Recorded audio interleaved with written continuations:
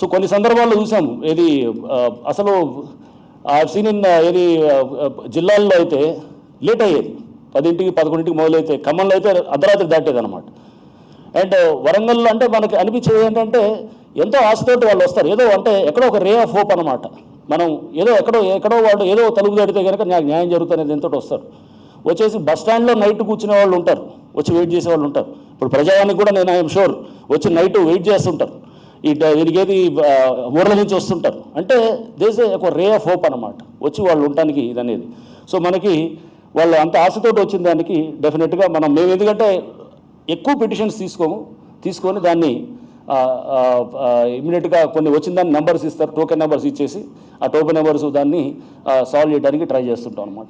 ఎక్కువ పిటిషన్ తీసి ఇస్తుంటాం కానీ but I know that solve చేయగలిగేది ఎంతవరకు చేయగలుగుతాం అంతవరకు చూస్తుంటాం. కొన్ని ఇమీడియట్గా ఉంటాయన్నమాట. సపోజ్ ఒకడు వస్తాడు వచ్చేసి సార్ మాకు 20 ఏళ్ళ నుంచి ఒకటి మొత్తం మా చుట్టూ ఏది ఒక కబ్జా చేసి మా అన్ని ప్లాట్లన్నీ వాడు మొత్తం కాంపౌండ్ వాళ్ళు కట్టుకున్నాడు. కాంపౌండ్ వాళ్ళు కట్టుకొని మా ప్లాట్లన్నింటినీ కూడా అతను ఆక్రమించి మొత్తం అతను ఏంటంటే మొత్తం తీసేసి మొత్తం అతనికి ఉన్న బలంతో మేము 1000 మంది ఉన్నాం సార్ అని అంటాడు.